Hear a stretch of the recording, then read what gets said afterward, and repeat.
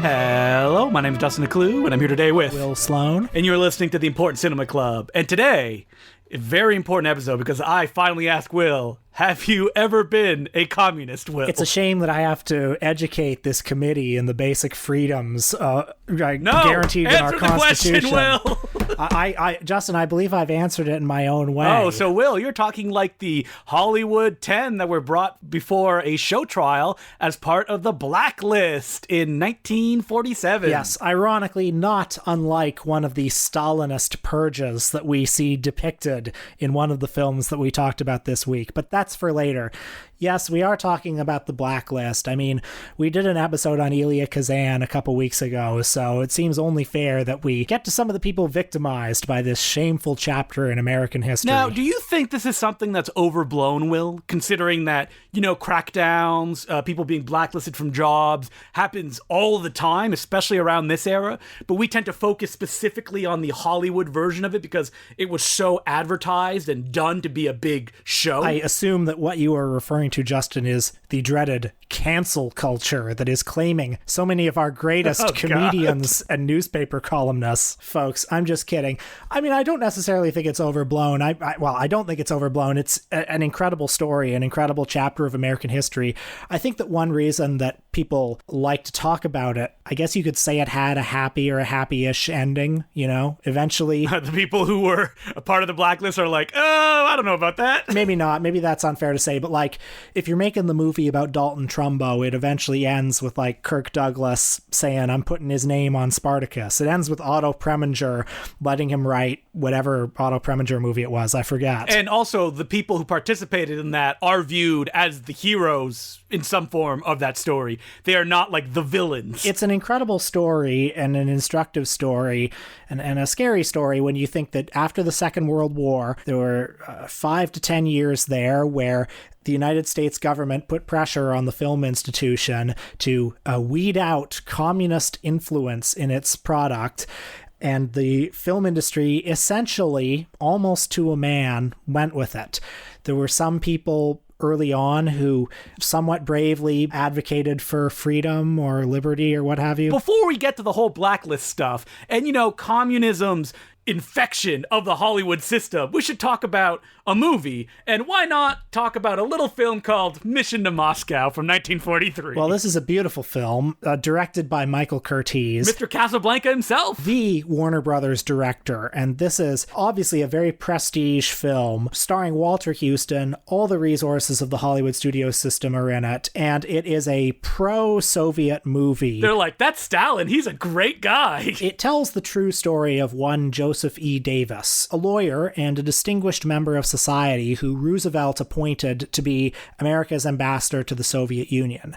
And Roosevelt appointed him in 1936, basically thinking if war breaks out in Europe, we need to have Russia on our side, and we need to send this guy over to figure out, test the waters, because if Russia goes with Germany, then the whole Eastern Hemisphere is lost to us. And so the film is structured essentially as Walter Houston just wandering around Russia and meeting people who teach him the lesson of, wow, Russians just do it better. Their soldiers ski, their ballet is so great. Even women have responsibility in factories? What a great place and a great ally if we can just get them on our side. The most controversial part of this movie is that Walter Houston goes to the Stalin show trials, the ones that defended his purges. For those who don't know the history, a number of party leaders who were determined to be loyal to the exiled leader Trotsky were put on trial and basically executed shortly after. It was a big sham.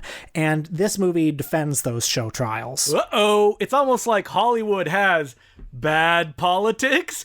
Like the fact that they kind of stood by Hitler's rise to power because they didn't want to damage their German box office for the longest time and would make sure that they had nothing that could insult him in their films, even though sometimes some really brave folks like the Three Stooges got to slip something by. You know what was often said in official Hollywood correspondence or in the media about someone like Charlie Chaplin, for example, who made The Great Dictator before the United States entered the war. They would say that somebody like him was a premature anti-fascist. the principles of communism, as they are said throughout the other movies that we watched, even this one, Mission to Moscow, they're positive. It's about helping people, taking down the elite that are hoarding power. When you say them out loud like that in these movies, of course characters should be like, oh yeah, this is good. Like, there's nothing wrong with this. Yeah, and when we get to My Son John, we'll talk about some of the ways that Hollywood movies tried to reroute that problem.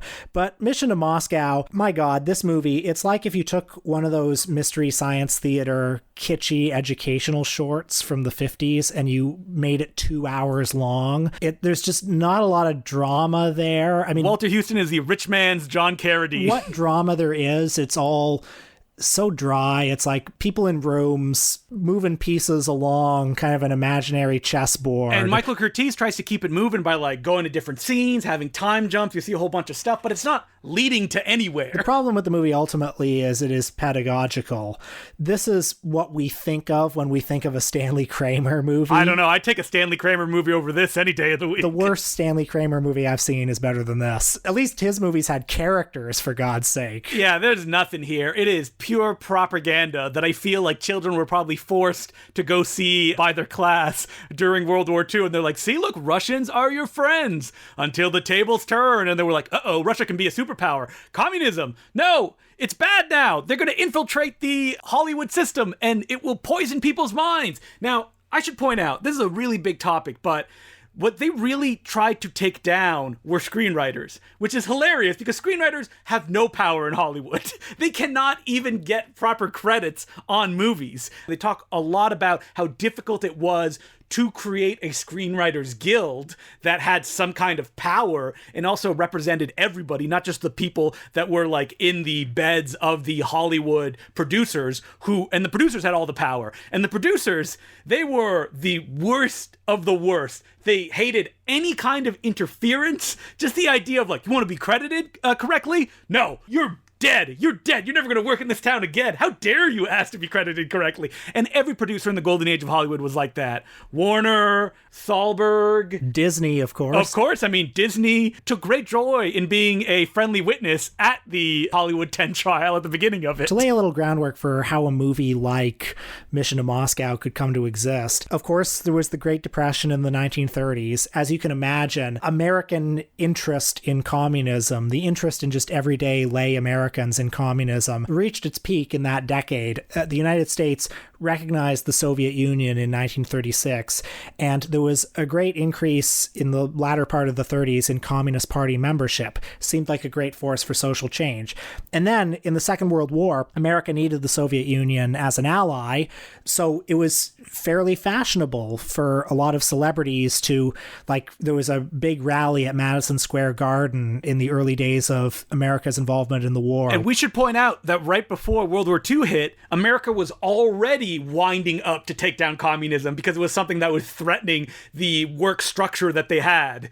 But World War II came along, so opinions changed before snapping right back afterwards. And at that rally at Madison Square Garden, Charlie Chaplin spoke. He did a big speech where he began, "Comrades." Orson Welles spoke. And, you know, it's no coincidence that Orson Welles left the United States in 1947 and stayed abroad for the next 10 years. There were a lot of factors that played into that, but certainly his involvement in leftist political activities before the war would have played a role. I'm fascinated to know why the studios kind of backpedaled as quickly as they did, because originally when HUAC kind of got involved, and HUAC, the House of Un-American Activities, got involved and they wanted to do these trials and bring these people to the public just, you know, to make a big deal out of it, the producers wanted none of it. They did not want Dalton Trumbo to go and like talk about being a communist. He was their top screenwriter. They wanted to keep him on the payroll. But then something snapped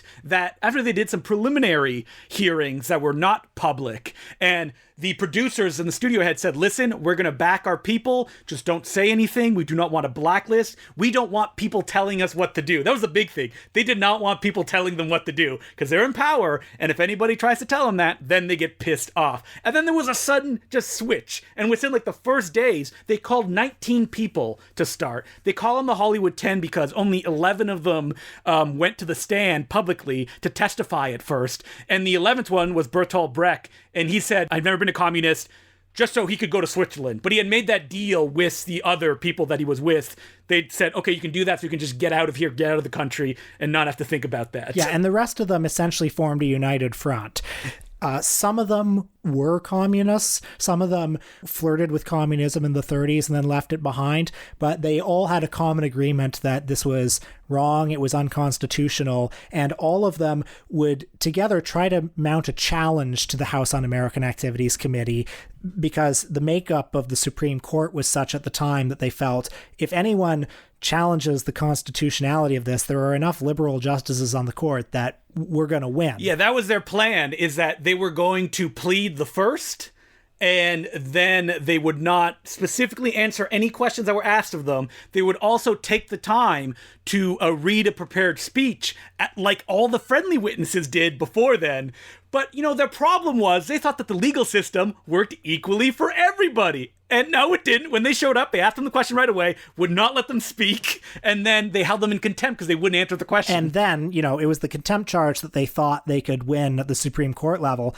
Unfortunately, 2 Supreme Court justices die, 2 conservative appointees are put on the court. God damn. It's almost like the Supreme Court thing is broken and it should be gotten rid of completely. I agree. But anyway, the same day that they got their indictments for contempt, the heads of the major Hollywood studios got together and agreed that they would implement a new policy to discharge all communists from their employ without pay, ban all communists from making films, and most people in the industry, even ones who were sympathetic, essentially said, okay, not going to get involved any further. And the people that were sympathetic before the 10 went, before the show trial were like Humphrey Bogart, Lauren Bacall. So many people went and spoke in defense of the people that were going to have to be questioned. But the second they were put in contempt and sent to jail for that, everybody changed their tune. They're like, oh, including people like Edward Dmytryk, the director and screenwriter, who was like, you know what? Communism was bad. I pushed that away.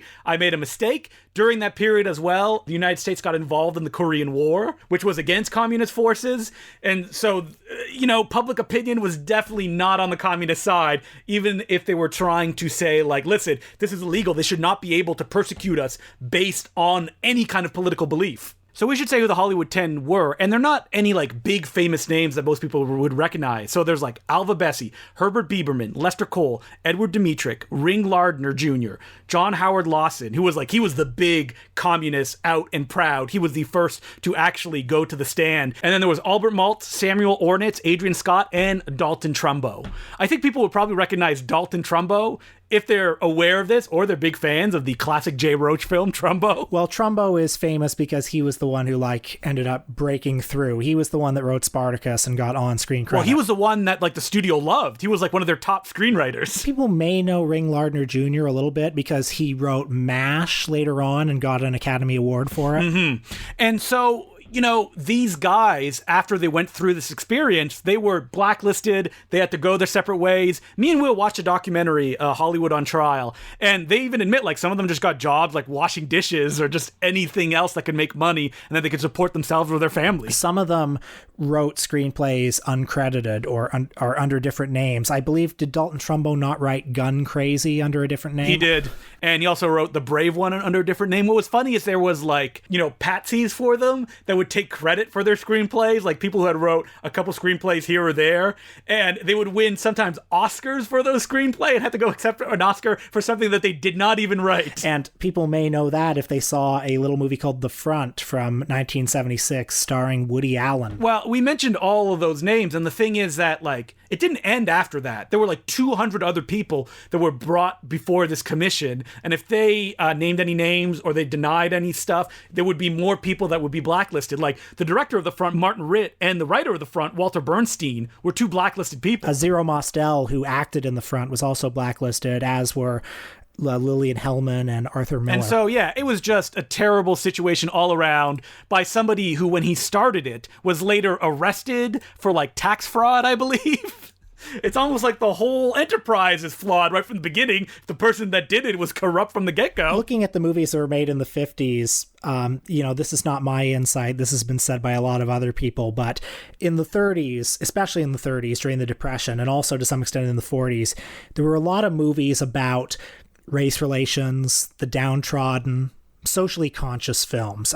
Warner Brothers in particular made a lot of movies about like the working classes, and that all disappeared in the 50s. Yeah, it's all about smiles, laughter, and just frivolousness. Some of the films would seek to expose the danger lurking around the corner. Some of the films would say that maybe that danger is your own son. That film is My Son John from 1952, directed by the great Leo McCarey, whose credits are a roll call of masterpieces: Make Way for Tomorrow, Duck Soup, An Affair to Remember, Ruggles of Red Gap, and he also made My Son John. Now, My Son John, famous anti-communist propaganda. Also, what a wild movie it is. So I'll briefly outline the plot.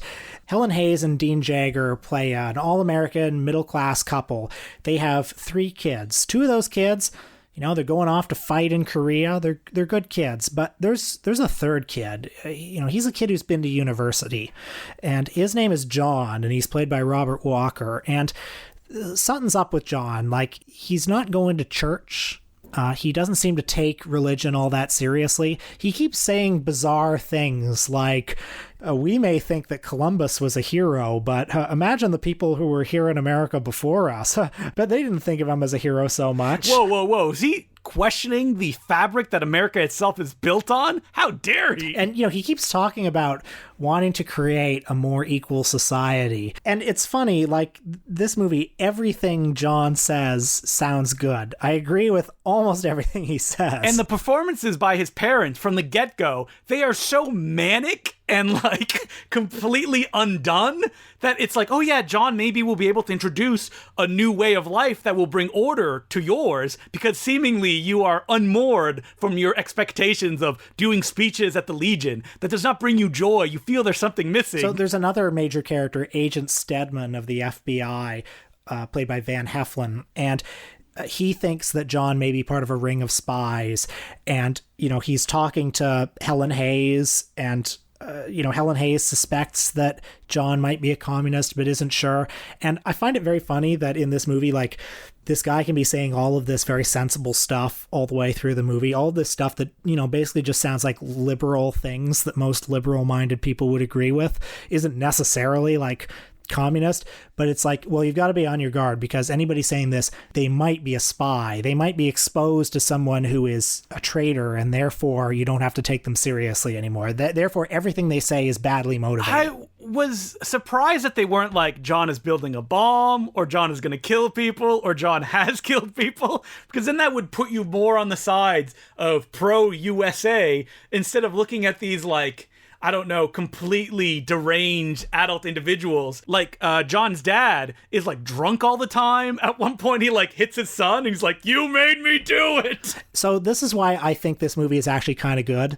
Like, I actually found it entertaining and moving, and, I mean, McCarey's a great director. Like, he can't help himself. He can't make just pure, straight-ahead propaganda. Yeah, and it's just a beautiful piece of filmmaking a lot of the time. This is such a minor thing, but there's a scene where John, Robert Walker, and Dean Jagger are having a conversation, and one of them walks away from the living room and goes into a hallway and looks down the hall at the mother, and the mother sees him, and then he walks back, and then the camera just follows the guy as he's walking back, and you see the mother going from room to room behind until she eventually perches sort of at a window behind the room. Sorry, I've lost everybody listening, but it was such a beautiful piece of camera movement, such a beautiful piece of visual storytelling that conveyed so much, and just it conveyed so much so complexly but made it look easy. I mean, that's the kind of thing that a great director can give you. And what's great about the movie is at the end, it completely swallows itself due to the death of Robert Walker in the middle of shooting, where it essentially turns into Game of Death. Some real Plan 9 from outer space stuff going on, where the FBI agent is on the phone with Robert Walker, and you see, like, Robert Walker superimposed into a shot, and he's in a phone booth so you can't hear him talk. And, like, at the end, it ends with him doing a speech at a university, and it's just a tape of him saying this speech. They must have gotten, like, a Robert Walker sound-alike to do this, right? I find it interesting that the movie can't actually discredit any of John's ideas on their own merits, because, well, yeah, everything he says is good, so it can't be about communism versus capitalism. It has to be about communism versus religion and the family unit. Like, the idea of breaking away from something that your parents feels important to them. And you throwing that away is throwing your parents away, even if it's bad. Because, like, the mother says, the only books I've ever needed were this cookbook and the Bible. And it's like, oh, man. And I have to admit, like, there's something moving about that. Like, I think the movie kind of works on those terms because those are, you know, throwing away your parents is a powerful thing. Yeah, but that's what you got to do. Throw them in the garbage. Oh, absolutely. Garbage people. And it ends with John giving a speech that is like one that someone would give being held at gunpoint, being like, I completely turn away from the communist threat. I am now going back to my home planet. So we watched another film, though, an interesting film called Salt of the Earth from 1954, which is notable for having been made independently by Blacklist victims. Yep. A bunch of filmmakers decided, hey, if they're going to treat us like communists, why don't we just make a communist movie? And that's what they did. They made a film about miners going on strike. Yeah, the Mexican workers and the Anglo workers, you know, they're not making equal pay. Also, health and safety issues are a big thing because in an out of control capitalist society, things like health and safety can easily start to fall away. So there are a lot of conversations in this film. It's quite didactic in its way. I would say it is as well, but I think the thing that surprised me, because I kind of steered myself for like, oh man, it's going to be like Russian propaganda, which is like, you know, stay the past, let's go, we are pure, which is why we will be able to defeat these things. But it did a fairly good job, I feel, at questioning its own belief, is that these characters, even the ones that start the film leading the pack, are often prove that some of their beliefs are wrong. And they can prove that other people's beliefs are wrong as well. Well, what's interesting about the movie is, first of all, one of the major threads of it is the idea that the owners, the capitalists, they're keeping the workers divided on the grounds of race, right? So that's interesting. But then what the workers eventually start to realize is that they divide themselves in terms of gender. So all of the women who are kind of like the backbone of their lives are second-class citizens. And the men who are leading the strike at first, when the women say, hey, we'll take up your strike because, you know, a judge said workers can't strike and they can't stop us because we're not workers. The men are like, no, this will, emasculate us. We don't want this to happen. We'd rather go to jail than have the women defend us. And eventually they reach a peace agreement. The women are the ones that essentially like bring it to the end. But through these characters, and there's a lot of them, and they're oftentimes telling you exactly what's happening on screen, I thought that there was a good interplay and almost a good textbook that if you want to go on strike at this time, this is what you can do to get through it, like the different ways and the different techniques as well that the bosses are going to use to try to scare you off and allow the strike to just kind of dissipate. Yeah, so I told you earlier that I found the movie a little bit boring, although I will say that after watching Mission to Moscow, I now know what boredom is. I mean, Salt of the Earth has a lot more on its mind, and as didactic as it is, as tiring as it can get sometimes to listen to these characters have these Socratic dialogues with each other, at least they're having an interesting dialogue a lot of the time. Yeah, there's a conflict there. It's not a, this is the dogma or this is the theory, accept it because it is right. And I think that is something that when you're making these kind of movies, you need to do. Now, would it have been fun if they had made like an action-adventure picture with communist overtones? Yeah, probably. Maybe it could have gotten some play at some places, because Salt of the Earth played nowhere. There was no real independent booking market that would allow them to, like, get this movie out there. I mean, it played in communist China in 1960. I believe it was the only American film that was allowed to play. And the filmmakers, they wanted it to be the first step towards a kind of, collective of these movies. But the fact that the film could not get out there kind of stopped that short. And people in the movie who were like more professional actors, like the star of the film, Rosora Revueltas. I know I'm saying that name incorrectly. I apologize. She was a Mexican actor, and she was actually expelled from Mexico for a while due to appearing in this picture. Wow. That's what happens when you take ideals that are good and people should like, but, the people in charge are telling them, no, this is bad. They want to infect your world and they want to keep you down. Wait, you're already down? No, they keep you downer than that. Well, fortunately, all of this is in the past now. Oh, sounds like sarcasm. The blacklisted writers were eventually reintegrated back into society, and they found out ultimately that capitalism works. It was the best of all possible worlds, and we're in it right now. Yep, that's right. We'll never have anything like this again. Cancel culture. That's the real blacklist, right, Will? Ooh, I was checking Twitter today. They were going after me jokes again. That's my Ricky Gervais impression. Wait. Has Ricky Gervais done anything in the last 5 years? Oh, God. I mean, you're not going to be interested in this, but I saw one of his stand-up specials that was just him, like, ranting about people being mad at him on Twitter. Which, if I start doing that, by the way, please kill me, Justin.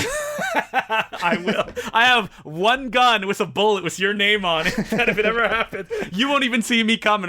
It's like that Wesley Snipes gif, just tears streaming down my face, the gun out. Well, Justin, do we have any letters? We do have letters. And as per usual, you can send us letters at importantcinemaclubpodcast@gmail.com. Our first letter is from Samuel Adams, and it goes, "Hey, Justin and Will. I'm a huge fan of the podcast and your excellent book, Moturn on Moturn. Thank you. More people should read that book. I love hearing that. I subscribed to the Patreon just before the pandemic hit, and I'm glad I've stuck around. In a world where everything and everyone seem to be dulling, graying, and hunkering down, I could depend on two smart and curious Canadians to highlight the films and filmmakers that showed the world to be a place of terrifying beauty and variety. From the smeared haze of Vilmo Zsigmond cinematography to the urban rot of Simon Liang to the frost of forced enema and Sean Costello's water power.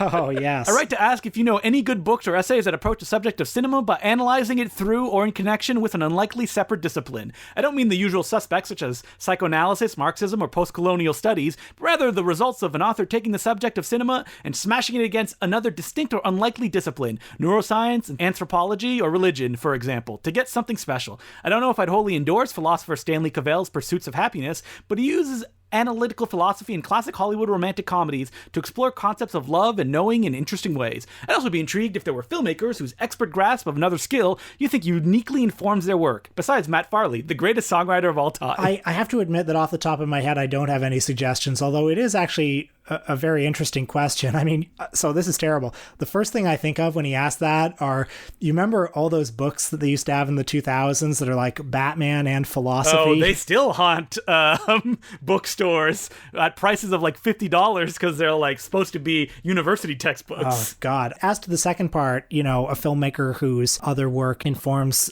their craft. I mean, I don't know if I have a perfect answer to that, although I'm sure there are probably some like good silent era directors who probably started in other disciplines before becoming filmmakers. Well, pretty much every silent era director, right? Sorry, I know he's a problematic filmmaker, but like I'm sure D.W. Griffith wasn't a filmmaker before he became a filmmaker, But I think someone like Raoul Walsh, his films are very defined by the kind of adventurous life that he led before he did that kind of stuff. And that's oddly a filmmaker that people don't talk about that much. And he made a lot of movies too. As far as books that tackle that subject, none of them really come to mind, because I feel that oftentimes when I see that subject brought out, it is a university textbook written in a very academic style, and like just flipping through it, I can feel my eyes start to glaze over already. I thought of something. I don't know if this entirely qualifies, but those books that Jay Hoberman writes, where he's tackling like the history of the 1960s, the 70s, and the 80s, like The Dream Life or Make My Day, where he looks at the history of America in those decades sort of through the films that were coming out and tracks certain currents that were going in the zeitgeist. Those are very compelling books. I mean, if you can call that a clashing together of film and history. Yeah, I can't really think of any book just staring at my shelf right now that would fit those qualifications. I mean, speaking of filmmakers that came to the medium with prior careers, people like Robert Flaherty brought a completely different context to what they were capturing because they had lived full lives before getting to that medium. The thing is that like now filmmakers usually, they fall in love with film very early on, and it's something that they always want to do, so their lives are kind of defined by that. As opposed to before, a lot of times people fell into filmmaking because they thought that there was money to be made within that medium, and what's this? I could make horror films or pornography and then make a couple of bucks off of it. And I think those films were much more different than the ones by like, film fans, like the movie brats that came in up through the 70s and started to redefine what cinema can be into the blockbuster era. So that's bad, right? Well, no blockbusters. Well, hey, John Peters, the producer of such films as Rain Man and Batman. Oh, that's right. He was a hairdresser. And of course, Andy Milligan is the greatest dressmaker to filmmaker to ever exist. I'm sure that informs his art in some way. And so thanks very much for that letter. And our next one is from Rio Miller. And he goes, "Hey, Justin and Will. I've recently been introduced to your podcast early in the year and haven't stopped listening to episodes daily. I love your deep dive into cinema, analyzing the basic of a filmmaker's body of work while also leaving enough room for viewers like me to explore on our own. After what feels like forever, I finally raised funds to get my micro-budget feature debut rolling. As I'm about to begin pre-production in the coming months, I wanted to get recommendations on micro-budget features that I can study. I know the famous ones like She's Gotta Have It and Guy and Madeline on a Park Bench. Wow, Guy and Madeline on a Park Bench is now a famous micro-budget feature? I guess it probably is, because it's got a famous director. From the director of La La Land. But seeing how you both have viewed more films than I have, according to Letterboxd, I was wondering if there were any obscure ones I should check out. Looking forward to your next episode, Rio. Well, Rio, I have 2 movies for you. Teddy Bomb, Impossible Horror. You know. Yeah. Personal Space Invader. What would you say to that, Justin? I feel like you have more experience as a micro-budget filmmaker. Like, what were the movies that inspired you on your path and that you kind of drew from? God, I've talked about them so much, though. Evil Dead, El Mariachi. The issue I have is that, like, what is a micro-budget narrative film that has popped off and that has gotten attention that wasn't a gimmick, like Paranormal Activity or something like that recently? And I think that's really happened since, like, the Mumblecore era, but those movies weren't, like, breakthrough hits like something like Clerks was. I hate to plug our own product, but I do quite seriously recommend reading the book Moturn on Moturn by me and Justin, because you will at least learn a lot about the challenges that befall independent filmmakers. Like, for example, you know, Matt Farley and Charles Roxburgh often talk about, like, okay, they've got their friends who are going to be in the movie, they've got a cast, and then the morning that the shooting starts, somebody doesn't want to be in the movie anymore. So then you've got to figure out how to work around that. Yeah, I think that the one tip I would have, even more than like watching tons of micro-budget movies, is prepare yourself to fail and fail and fail and fail. And making a movie, putting it out there and getting very little attention. That's going to happen. That's what the Moturn guys did. But they kept making movies. They found the strengths to keep doing it. And I think that's the hardest thing to learn or to even absorb. And no book or movie will do it unless you read stuff like Moturn on Moturn, where you can like live through their miseries, preparing yourself for your own. So that is the best piece of advice that I could give. Here's what else I'll say. When you've made your movie, send it to us. And I would also recommend reading a little book called B Movies in the 90s and Beyond, written by J.R. Bookwalter, because he's a fascinating filmmaker, as he made an epic on Super 8 with funding by Sam Raimi.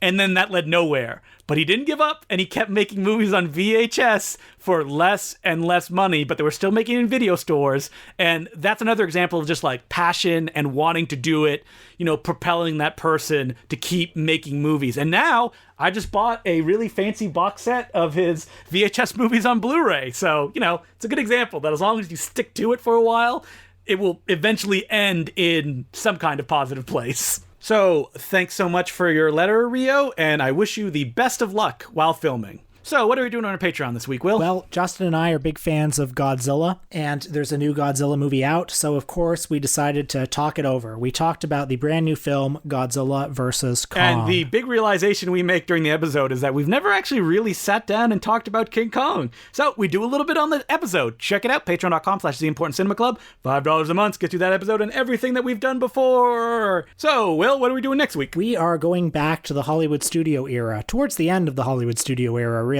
and talking about one of those termite artists, one of those guys who inserted art into the crevices of Drek. We're talking about the two-fisted maker of B-grade action movies, Phil Carlson. Mr. Walking Tall himself? We will probably be talking about his most famous movie, The Phoenix City Story. I would also love to watch and talk about his final film, Framed, starring Joe Don Baker. Yeah, and he's somebody who I definitely don't advise people watch all of Phil Carlson's work. Oh, you know, we did talk about one of his movies. We did a Patreon episode on The Wrecking Crew. We did? Man, what a stinker that was. Oh, yeah. So that's what we'll be talking about next week. So until then, my name's Justin LeClue. I'm Will Sloan. Thanks for listening. Justin here, interrupting briefly to thank some of our new Patreon subscribers, who include Lynn Olson, Patrick McClanahan, Beeman, Connor Prickett, Christopher Salt, Jerry Lally, Timothy Wolf, EBH, and Denise Fillon. Thank you very much for becoming patrons. We could not keep doing this without you. We wouldn't without your great support. And if you would also like to help us out, please leave a review on Apple Podcast or whatever podcast app that you use. It would be very much appreciated. It helps other people see the show, and it just fills us with joy. And finally, if you haven't shared the show, please do so. Pick a favorite episode, let people know why you listen. We just really appreciate it. And with that, we now return you to your regular scheduled programming. Well, I got Severin Films' new Blu-ray edition of Nosferatu in Venice, which is one of Klaus Kinski's final movies. I believe we did a Patreon episode on it. Ugh. Well, I was tempted to get it because it had a new 80-minute documentary. Severin Films does some really good documentaries on their discs. I forget what it's called. Kinski was a bad man. Something like that. It was called Creation is Violent, Anecdotes from Kinski's Final Years. And it's all about the years from 1985 to 1991 when Klaus Kinski, who I'm sure listeners will be familiar with, the great German actor who is best known for having appeared in Werner Herzog's films, as well as dozens and dozens of exploitation movies. In those final years, he acted in a number of films like Crawl Space, Time Stalkers, what else? Revenge of the Stolen Stars. Not his proudest work, frankly. And he was genuinely insane by that point in his life. Just could not hold it together. Like violently, too. This documentary is a series of anecdotes of people who worked with him on these movies talking about how he would just disrupt the shooting. Like, he would purposely not hit his marks. He would purposely flub his lines. He would show up late to the set, just totally out of control. No respect for any filmmakers, no respect for any collaborators. And secondly, anytime a woman talks about him, anytime there's a clip from one of the movies of him with a woman, it's almost as if you can almost hear the music of like the shark from Jaws playing, dun dun dun dun dun dun dun dun. Something bad is gonna happen because not a very good man. If he was still alive now, he should be in jail, right? That's about the long and short of it. And it was interesting to watch this documentary. I found the documentary very compelling. Like, how can you not? Like, it's amazing stories of this really crazy man doing really crazy things. Well, you've always been like a Kinski super fan. Like, you had both versions of his biography on your shelf and stuff like that. I guess I was, and I guess I am a Kinski super fan in the sense that I love his work and I enjoy hearing stories about him. He's compelling. He's like, how can you not be compelled by this man? And he's in many movies that I like. But watching the documentary, did it make you like reevaluate, especially like the later period of work that he did? I wouldn't say it made me reevaluate it because when his daughter made those allegations about him within the last 10 years, where she said that he abused her very seriously throughout her childhood, I think I reevaluated him then. When that came out, I realized, oh, wait a minute, like, this is a really bad guy. There's nothing funny about this guy's behavior. There's nothing kind of cool about it. Like, I think for a lot of people, maybe of my generation, maybe of generations past, like, you would hear the stories of Kinski and Herzog winding each other up. And it's like funny. You're like, ha, whoa, what, wild guys they were. Yeah, but I mean, this documentary is full of all these awful stories of how he would just actually assault women on the sets of these movies, including in Nosferatu in Venice, scenes that are in the film. So it was interesting hearing all these stories, especially hearing these stories in light of the current moment when stuff like that in general is not viewed as being very funny anymore. But you can tell that the makers of the documentary, they feel that they have to kind of tie the movie up on some sort of positive note, end it in some upbeat way. So there's an acquaintance of Kinski, somebody who I guess got along with him somewhat while also thinking that he's crazy. He ends up with this observation like, well, you gotta say this for Kinski. The man, he really threw himself into his art. He was pretty crazy, and sometimes you gotta swing for the fences, and that's what makes a dynamic cinema. And it's like, yeah, that's right in theory. He was trying to sexually assault people on the sets of these movies. I mean, that's not... Yeah, that's not swinging for the fences. Yeah, that's something else. But I do think that it's good now that documentaries will tackle that subject head on. That it's not like, oh, Kinski did a lot of wild stuff, and it sounds like urban legends.